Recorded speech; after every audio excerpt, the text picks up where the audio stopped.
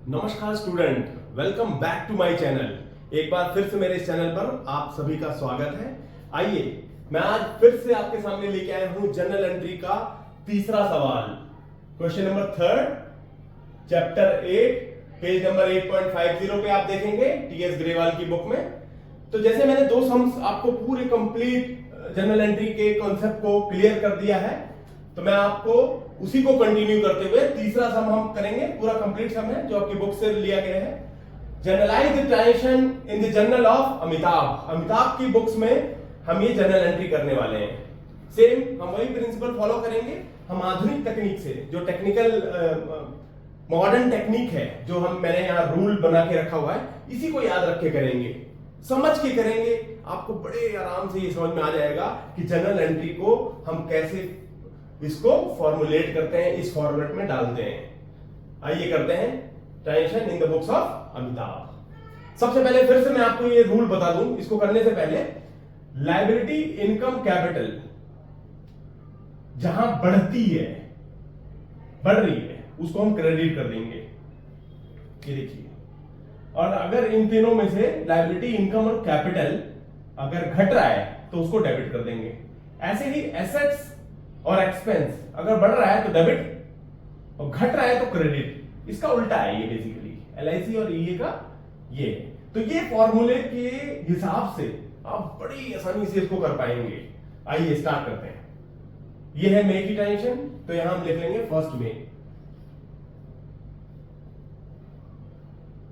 First में क्या हुआ है? Amitabh started business with cash 80,000। Amitabh ने 80,000 से बिजनेस स्टार्ट किया है। वही सेम कॉन्सेप्ट हर बार दोनों सवालों में आ रहा है। ये पहले भी दो क्वेश्चंस में आया कि ये कैपिटल इन्वेस्टमेंट का क्वेश्चन है। तो कैपिटल इन्वेस्टमेंट ऑलवेज, जो हमारी कैपिटल है, बढ़ रही है। तो कैपिटल बढ़ती है तो हम उसको क्या करते हैं? क्रेडिट। और कैश भी बढ़ गया, बिजनेस में आ गया, वो क्या हो गया? डेबिट। क्योंकि एसेट है हमारी कैश, कैश बढ़ गया, डेबिट। तो यहां हम लिखेंगे simple cash account debit to capital. Student, आपको कोई भी दिक्कत नहीं होने वाली है जनरल एंट्री के। जहां तक मैं आपको इस अप्रोच से, इस मेथोलॉजी से अगर पढ़ा रहा हूं, समझा रहा हूं, तो आपको कोई भी दिक्कत नहीं होगी। बस आप इसको समझें, इस फॉर्मूले को अप्लाई करते हुए यहां पर आप जनरल एंट्री लिखेंगे। बहुत ही सिंपल है। कितना अमाउंट है? 80,000। तो हम लिख लेंगे 80,000। नरेशन वही लिख लेंगे। स्टार्टेड, सेम वही लिख लेंगे, स्टार्टेड बिजनेस विद कैश। मतलब बिजनेस में कैश को इन्वेस्ट कर दिया, सिंपल। 80,000 ये होगी हमारी पहली। दूसरी ट्रांजिशन आती है सेकंड में को, purchase furniture from modern furnitures for cash. वही एसेट वाला क्वेश्चन है। फर्नीचर हमारे पास आ गया क्योंकि ये फर्नीचर परचेज ऑफ फर्नीचर इसमें डीलिंग हो रही है। तो हम क्या करेंगे? एसेट जब हमारे पास आ गई तो फर्नीचर हमारा डेबिट हो गया। दूसरा, कैश निकल गया। यहां लायबिलिटी, यहां क्रेडिट भी नहीं खरीदा हमने, उधार नहीं खरीदा हुआ है। तो कैश निकलते ही कैश हम क्रेडिट कर देंगे, सिंपल। 2 ऑफ मे, डेट लिख लेंगे बिल्कुल ऐसे ही। फिर यहां आप लिखेंगे फर्नीचर।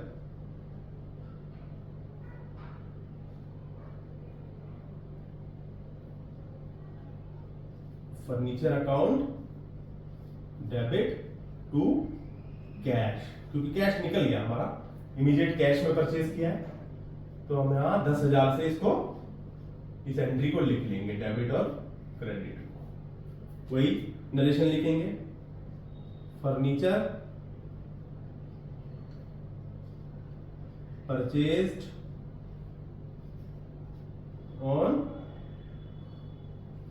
Cash, simple. चलिए तीसरी ट्रांजिशन हम कर लेते हैं, जो कि 5 मई को हुई है। Deposited in bank. बिजनेस में अमिताभ की बुक्स में जो कैश था वो बैंक में जमा हो गया है। तो ये है हमारी 5 मई को। समझ के करेंगे बिल्कुल, कॉन्सेप्ट में कमी नहीं आनी चाहिए, समझ के करना है हमें। इसको समझेंगे तो आप इस तरह के 50 सवाल कर पाएंगे। तो आपको कोई भी अनलिमिटेड किसी भी तरीके का आ जाए, कंपाउंड जर्नल एंट्री आ जाए, सिंपल जर्नल एंट्री आ जाए, किसी तरह की जर्नल एंट्री आ जाए, आप चूक नहीं सकते। अगर आपने कॉन्सेप्ट को समझ लिया, इस रूल्स को अप्लाई कर लिया, तो आप बिल्कुल इसमें नहीं चूकेंगे। चलिए इसको करते हैं। डिपॉजिटेड इन बैंक, बैंक में जमा करते ही बैंक हमारा बढ़ गया बैलेंस, एसेट है बैंक, और कैश भी हमारा एसेट है। यहां पर अगर एक चीज देखेंगे, कैश और बैंक दोनों इन्वॉल्व हैं, तो इस ट्रांजेक्शन को हम कॉन्ट्रा एंट्री बोलते हैं, जहां पे कैश और बैंक की इन्वॉल्वमेंट बढ़ जाती है या है उन दोनों की ट्रांजेक्शन, तो वो कॉन्ट्रा एंट्री है। तो यहां मेरे एक तरफ से बैंक बढ़ गया, कैश घट गया, तो जो घटता है एसेट है दोनों, उसको क्रेडिट, जो बढ़ता है उसको डेबिट। वही हमारा रूल जो बोलता है, सेम रूल के थ्रू चलेंगे हम। Bank account debit to cash, कितना अमाउंट है? 30,000।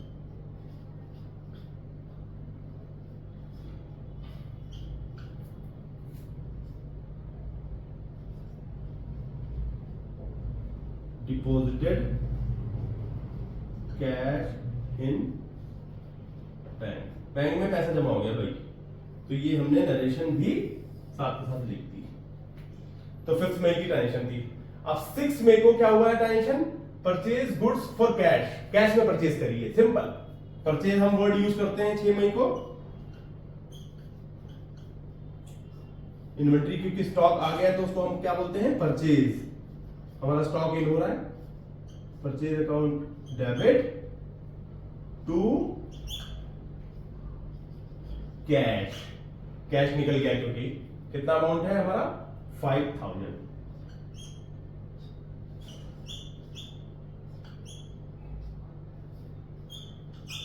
वही नरेशन लिख देंगे, purchase goods on cash, simple. तो अगली ट्रांजेक्शन हमारी आती है 8 मई को। 8 मई को है purchase goods on credit from Hari, ये है उधार पे ट्रांजेक्शन। परचेज करी है हरी से, वो भी उधार पे, तो क्या हम एंट्री करेंगे इसमें? वही same concept, purchase account debit, क्योंकि स्टॉक हमारे पास आ गया और कैश नहीं इन्वॉल्व हुआ, उधार पे है, तो हमारी लायबिलिटी जो कि हम पर्सनल अकाउंट में हरी का नाम है वो हमारी लायबिलिटी है, उसको हम कर देंगे। लायबिलिटी बढ़ रही है, तो लायबिलिटी अगर बढ़ती है तो हम क्या करते हैं? क्रेडिट। इन्वेंट्री अगर एसेट बढ़ता है तो डेबिट। तो यहां पर वही सेम हम इसको कर देंगे, कौन सी डेट में है? 6 मई को, तो हम लिख देंगे 6 मई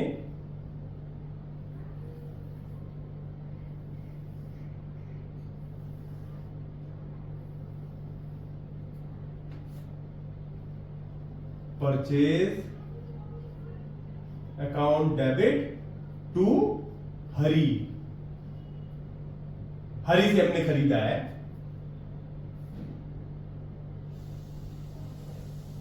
₹4500 का, 4500 का, सिंपल नरेशन लिख देंगे, purchase goods on credit from Hari. तो इस तरह से हम नरेशन भी लिख देंगे। अगला करते हैं, अगला ट्रांजेक्शन आता है हमारा, सॉरी हमने ये 8 मई वाला कर लिया है। अगला आ रहा है 10 मई को, purchase goods from Suresh for cash. हमने सुरेश से कैश पे मटेरियल खरीदा है। अब यहां पर देखो नाम भी आ रहा है कंफ्यूज करने के लिए, लेकिन नाम का हम यूज इस अकाउंटिंग में नाम को नहीं यूज करेंगे, क्योंकि हमें उसको नहीं पे करना। यहां हमने हरी यूज किया, इसलिए यूज किया क्योंकि हमने ये क्रेडिट पे खरीदा था। अगली ट्रांजेक्शन हमारी कैश पे है, कैश। तो हमारा कैश चला गया और स्टॉक आ गया, तो 10 मई लिखेंगे हम जर्नल एंट्री के फॉर्म में, purchase account debit to cash, cash account. कितना अमाउंट है? 3000। तो ऐसे लिखेंगे हम, परचेज गुड्स ऑन कैश, ये लिखेंगे नरेशन, ठीक है। और ये कैश में डीलिंग है, इसलिए हमने सुरेश के अकाउंट को इग्नोर कर दिया है। फर्क नहीं पड़ता ना, जब कैश में डीलिंग हुई है तो हम एक्स वाई जेड किसी से भी खरीद रहे हैं, हम उसको बुक्स में नहीं नाम लिखेंगे। यहां पर कैश का इन्वॉल्वमेंट हो गया है ना, भाई माल आया पैसा गया, माल आया पैसा गया, तो हम यहां पर इसकी बुक्स ऑफ अकाउंट में इसका नाम नहीं शो करेंगे। अब आते हैं अगली ट्रांजेक्शन जो 12 मई को हुई है, परचेज गुड्स फ्रॉम अजय, नाम आ गया यहां पर, अजय से हमने गुड्स खरीदा है, तो ये जाहिर सी बात है ये उधार पे ही ट्रांजेक्शन, ये कैश की ट्रांजेक्शन नहीं है। तो हम परचेज को डेबिट करके अजय को एज ए लायबिलिटी क्रेडिट कर देंगे। और लायबिलिटी क्रेडिट क्यों होती है? जब लायबिलिटी बढ़ जाती है, हमारा रूल क्या बोलता है, लायबिलिटी बढ़ती है तो क्रेडिट। मैं बार बार ये याद इसलिए दिला रहा हूं कि हमें पता होना चाहिए कि जो हम जर्नल एंट्री बना रहे हैं यहां पर, आपको रटना नहीं है कि भाई ये डेबिट होता है वो क्रेडिट होता है, ये ऐसे कैश मेरा डेबिट गया तो माइनस प्लस। आपको ये रूल बिल्कुल याद रहने चाहिए कि कौन सी चीज बढ़ने पे, liability, income, capital, expense, assets, ये पांचों चीजों को, पांचों कंपोनेंट को आपको याद रखना है, हमेशा याद रखना है, बड़ी आसानी से आप कर लेंगे जर्नल एंट्री। तो ये करते हैं हम, परचेज गुड्स फ्रॉम अजय 12 मई को हम ऐसे लिखेंगे,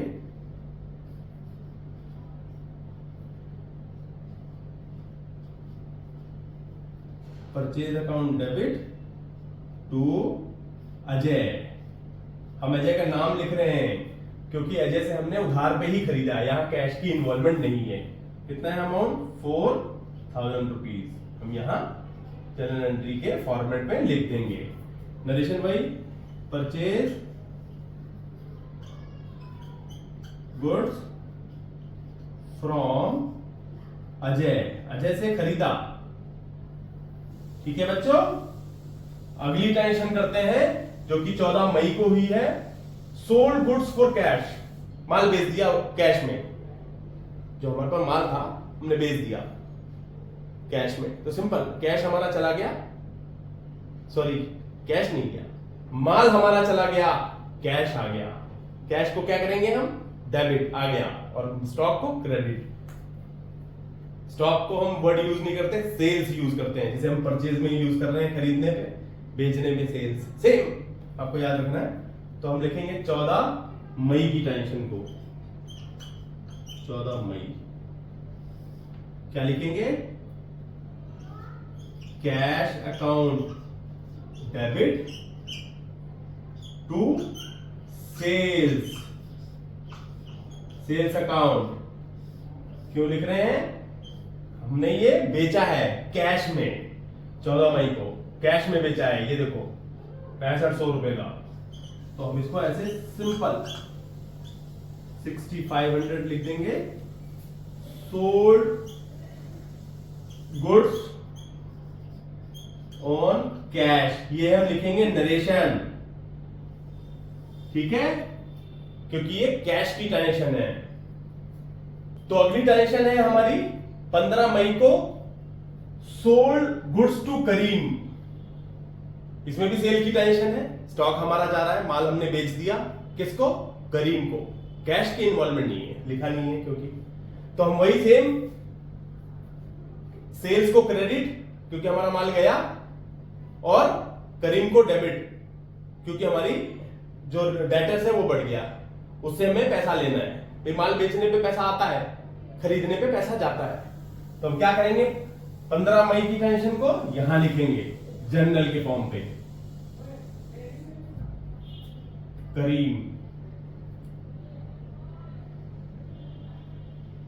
करीम account to sales, sales account. कितना अमाउंट है? 6500, ठीक है। नरेशन लिख देंगे, सोल्ड गुड्स टू करीम। भाई देखो, जहां पे नाम है और कैश का इन्वॉल्वमेंट नहीं है तो हम उसको उधार वाला ही बोलते हैं। लाइक ये क्रेडिट सेल है, पर इसमें कैश का इन्वॉल्वमेंट नहीं है। ठीक है, अब आप ये तो बिल्कुल इस रूल से समझ गए होंगे कि सेल्स क्रेडिट क्यों और करीम डेबिट क्यों। बिल्कुल कि हमारी सेल हमारी इन्वेंट्री है, जो मटेरियल है माल वो हमारी एसेट नहीं गई, एसेट डाउन हो गई तो क्रेडिट, और जो डेट जिससे पैसा लेना है वो भी हमारी एसेट है, अगर बढ़ गई तो डेबिट। बिल्कुल सिंपल। आप अकाउंट इस प्रिंसिपल इस रूल को इसको बोलते हैं modern technique of general entry. तो मॉडर्न जो अप्लाई कर रहे हैं मॉडर्न मेथड उसको ध्यान में रखेंगे।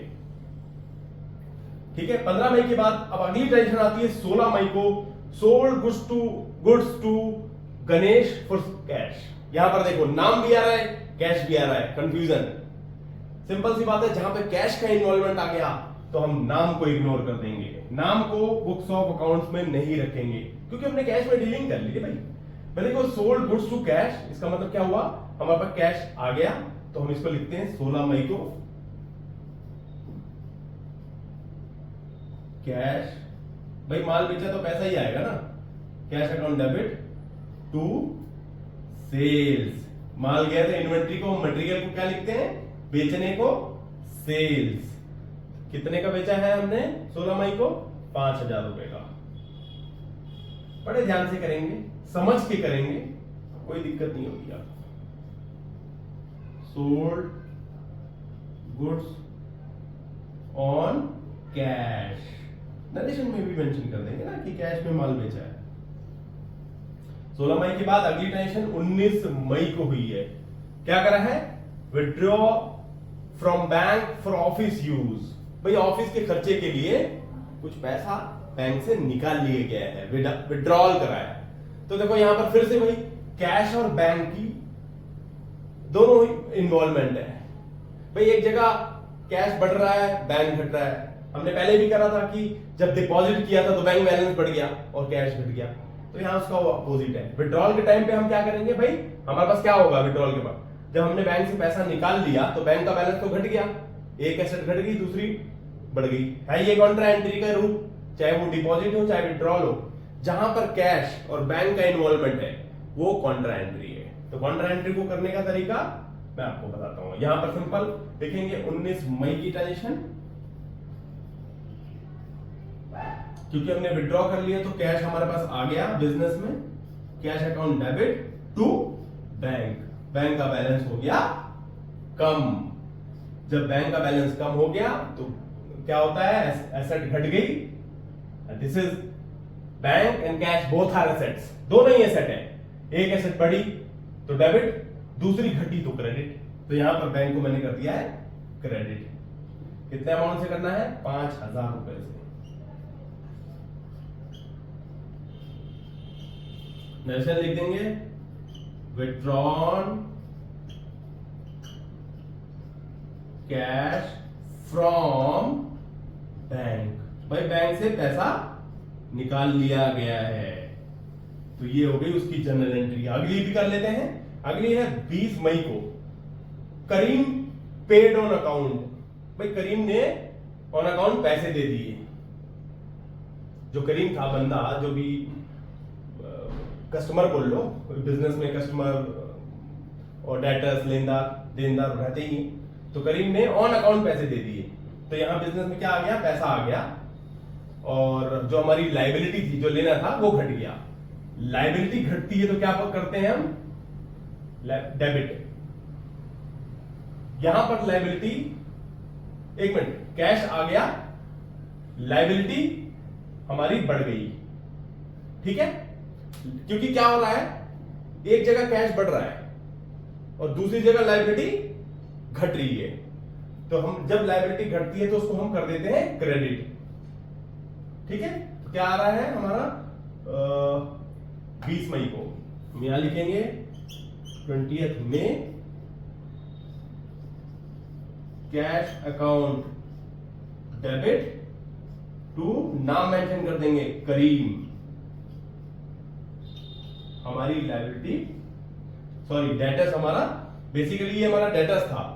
हमने डेटर्स जिससे पैसा लेना था उसको कम कराया है, मतलब बढ़ाया नहीं है, घटाया है। भाई उसने पैसे दे दिए तो उसको घटाया है ना, अगर डेटर्स हमारा घट गया है, डेटर्स क्या होती है, हमारी एसेट होती है, सॉरी इस चीज को ध्यान रखेंगे, डेटर्स हमारा कम हो रहा है तो क्रेडिट। एक डेटर्स कैश में है, यहां पर कैश भी डेटर है, सॉरी कैश हमारा एसेट है और करीम हमारा डेटर्स है वो भी एसेट है। तो एक एसेट घट रही है जो करीम के नाम पे है, दूसरी एसेट बढ़ रही है कैश, वो हमने डेबिट कर दिया है। तो यहां आप देखेंगे कैश अकाउंट डेबिट टू करीम, हम कर लेंगे इसको 5000 से इसकी जर्नल एंट्री में क्या लिखेंगे narration, cash received from Karim, on account भी लिख लेंगे, ऑन अकाउंट पैसे आ गए, ठीक है। तो अगली ट्रांजेक्शन आती है हमारी 29 मई को, पेड रेंट फॉर रेजिडेंस 6000 रुपए। बड़ा ध्यान से समझिए, इसमें रेंट का खर्चा हुआ है लेकिन घर के लिए, बिजनेस के लिए नहीं हुआ। और इसकी क्या जर्नल एंट्री करेंगे आप, इसको थोड़ा सोचने वाली चीज है। अगर ये पर्सनल यूज है, बेसिकली ये रेजिडेंस का खर्चा है, अगर उसकी बिजली का सॉरी रेंट है और रेजिडेंस के लिए, यहां बिजनेस के लिए नहीं है, तो उसको क्या बोलते हैं, ड्राइंग। अगर पर्सनल यूज के लिए कुछ भी निकाला जा रहा है, कैश निकाला जा रहा है, फर्नीचर यूज करी जा रही है, कुछ भी यूज करा जा रहा है, और यहां पे तो बिजली का बिल सॉरी रेंट पे किया जा रहा है फॉर रेजिडेंस, तो इसको हम ड्राइंग में रखते हैं। ये खर्चा एक ड्राइंग है, ड्राइंग। तो हम यहां पर क्या करते हैं, खर्चे को डेबिट 29 मई को, तो क्या लिखेंगे इसको, ड्राइंग। एक्सपेंस डेबिट होता है, ड्राइंग हमेशा डेबिट होंगे। ड्राइंग हमारा खर्चा बढ़ रहा है, जब खर्चा बढ़ता है तो डेबिट, ये रहा रूल, डेबिट। तो ड्राइंग हमारी बढ़ गई, बिजनेस की कैश घट गई। भाई कैश से ही तो उसने रेंट पे करा है, पेड रेंट फॉर रेजिडेंस 6000 रुपए, जो घर का रेंट पे क्या है 6000 से, और उस रेंट को यहां नहीं लिखेंगे क्योंकि ये बिजनेस का रेंट नहीं है अमिताभ की बुक्स में, ये उसके घर का रेंट है, तो उसको हम ड्राइंग बोलेंगे। पर्सनल यूज के लिए कुछ भी अगर पैसा निकाला जा रहा है बिजनेस से तो वो ड्राइंग कहलाता है।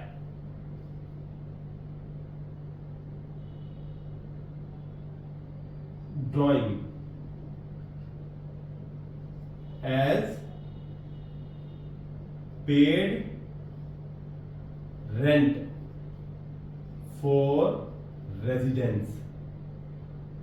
बेसिकली इसको हम इस तरह से लिख रहे हैं, हम इसको भी लिख सकते हैं, ऐसे भी लिख सकते हैं, being rent paid for the personal use of mister Amitabh, जिसकी हम बुक्स में एंट्री कर रहे हैं, तो उसका वो पर्सनल यूज का खर्चा हो गया, तो हम उसको ऐसे भी लिख सकते हैं, ठीक है। यहां पर तो हमने बेसिकली ड्राइंग के कॉन्सेप्ट को समझना था कि पर्सनल यूज के लिए कोई भी चीज आ गई, कोई भी टेंशन आ गई, तो हम उसको ड्राइंग में डेबिट कर देंगे, और खर्चा क्योंकि कैश निकल गया बिजनेस से, तो उसको हम क्रेडिट आउट, ठीक है। तो अगली हम करते हैं 30 मई को transaction, purchase a cycle for his son. यहां पर फिर पर्सनल यूज का जिक्र है, बड़ा ध्यान से समझो। अपने बच्चे के लिए साइकिल खरीद ली, भाई देखो बिजनेस से पैसा निकल गया, लेकिन जो यूज हो रहा है वो तो पर्सनल यूज हो रहा है ना, तो ये भी एक ड्राइंग का ही एग्जांपल है। तो हम इसको ऐसे लिखेंगे, आइए, drawing account debit same to cash. फिर से यहां पैसा निकल गया, लेकिन जो साइकिल खरीदी वो अपने बच्चे के लिए खरीदी है इसने, तो यहां पर हम कर देंगे 3000 रुपए से डेबिट ड्राइंग को, और कैश को क्रेडिट कर देंगे क्योंकि कैश हमारा निकल गया बिजनेस से। Being cash used for personal expense, ठीक है, हम इसको पर्सनल एक्सपेंस के रूप में लिख देंगे। नेक्स्ट आता है 30th को ही next transaction, paid to Ajay in settlement of his account. Ajay को फुल एंड फाइनल सेटलमेंट के रूप में 3800 रुपए दिए गए हैं। बड़े ध्यान से समझे, ये बहुत ही डिफरेंट ट्रांजेक्शन है और आई थिंक यूनिक है। अभी जब से मैंने ये पढ़ाया है और बुक्स में भी आप देखेंगे तो बिल्कुल नया ट्रांजेक्शन है, इसको समझें। अजय को फुल एंड फाइनल सेटलमेंट में 3800 रुपए दिए गए on his final settlement. Ajay को अगर आप इस क्वेश्चनर में, इस बिजनेस ट्रांजैक्शंस में देखेंगे तो क्या था, अजय से हमने गुड्स परचेज किया था। क्वेश्चन नंबर अगर 12 मई की ट्रांजैक्शन पे अगर एक बार नजर डालें तो हमने जो माल खरीदा था अजय से 4000 का खरीदा था। जाहिर सी बात है हमें अजय को 4000 रुपए देने चाहिए थे, लेकिन फाइनल सेटलमेंट में हम उसको 3800 रुपए दे रहे हैं, तो 200 रुपए कम गए। 200 रुपए को हम यहां पर डिस्काउंट रिसीव जो हमारी इनकम है, इनकम में शो करेंगे। कैसे करेंगे आइए मैं आपको बताता हूं। 30 मई की ट्रांजैक्शन करते हैं, बिल्कुल अलग है ये। हमने 3800 रुपए पे करे, लेकिन सेटलमेंट हमको करने कितने थे, 4000 रुपए। तो हम सिंपल से क्या करेंगे, अजय यहां पर हमारे बुक्स में क्रेडिट बना हुआ है, क्रेडिटर, क्योंकि भाई हमें देना है ना, देनदार बना हुआ है। हमने गुड्स को तो परचेज कर लिया था, तो माल हमारा आ गया था जब हमने ये 12 मई वाली ट्रांजैक्शन करी थी, और अजय को क्रेडिट कर रखा था। अब जब फुल एंड फाइनल सेटलमेंट हो गया तो अजय डेबिट हो जाएगा कि भाई हमारा क्रेडिटर खत्म हो गया ना, भाई आगे नहीं पे करना ना उसको। तभी तो फाइनल सेटलमेंट वर्ड यूज करने का मतलब है अब आगे पे नहीं करना। तो अगर 4000 रुपए की हमारी लायबिलिटी थी तो आज जीरो हो जाएगी। 3800 देते ही जीरो, कुछ नहीं देना। तो हम क्या करेंगे, उस टाइम क्रेडिट था अजय, तो यहां हम अजय को डेबिट करेंगे 3800 से नहीं, 4000 से। बिल्कुल समझने वाली चीज है ये। 4000 क्योंकि उस टाइम 4000 पे क्रेडिट था, हमें इसको पे करने थे। अब फुल एंड फाइनल सेटलमेंट की बात करी गई है इस लास्ट ट्रांजैक्शन में, तो हम 4000 रुपए को पूरा जीरो कर देंगे। वहां 4000 डेबिट, वहां क्रेडिट, यहां डेबिट। तो सबसे पहले अजय का अकाउंट क्लियर। अब आता है कैश, जो हमारी पॉकेट से निकल रहा है। भाई हमने सेटलमेंट में पैसा भी दिया ना, कैश को क्रेडिट कर रहे हैं हम 3800 से, 4000 से नहीं, क्योंकि यहां पर paid to Ajay in settlement of his account 3800, 3800 रुपए पे करें तो कैश जो कंपनी की कैश निकला वो 3800 रुपए निकला। लेकिन ये अभी जर्नल एंट्री पूरी नहीं हुई है। अगर आप देखेंगे डेबिट और क्रेडिट हमेशा बराबर होने चाहिए। देख रहे हो आप, सारी ट्रांजैक्शन में debit credit always, journal entry में डेबिट और क्रेडिट हमेशा बराबर होने चाहिए। यहां नहीं हुआ क्योंकि 200 रुपए इनकम की एंट्री अभी हमने करी नहीं है। यहां पर 4000 रुपए से तो हमने अजय का अकाउंट क्लियर कर दिया, 3800 रुपए कैश निकला, लेकिन जो 200 रुपए की इनकम हुई है, इनकम को क्या करते हैं हम, ये इनकम हमारी बढ़ती है तो क्रेडिट करते हैं। ये देखो इनकम बढ़ रही है ना, 200 रुपए बढ़ गया ना, तो यहां पर हम लिख देंगे 200 रुपए, क्योंकि डिस्काउंट मिल गया ना हमें, टू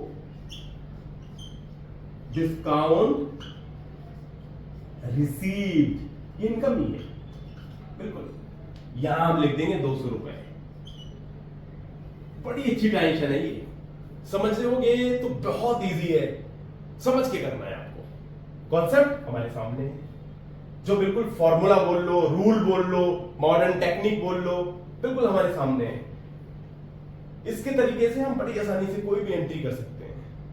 ठीक है, यहां पर आप देखिए इनकम को मैंने क्रेडिट कर दिया, कैश हमारा 3800 से क्रेडिट, और अजय का अकाउंट क्योंकि फुल एंड फाइनल सेटलमेंट हो गया इसलिए 4000 से हमने उसकी पूरा एडजस्ट कर दिया है। अब हमको अजय को कुछ भी पे नहीं करना है इसके बाद।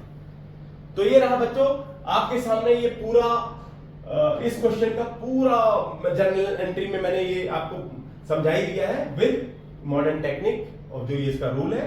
तो मैं उम्मीद ये करता हूं कि आपको ये वीडियो पसंद आई होगी, और इस वीडियो को ज्यादा से ज्यादा लाइक करें, शेयर करें, और प्लीज मेरे चैनल को सब्सक्राइब करें। Thank you, thanks for watching.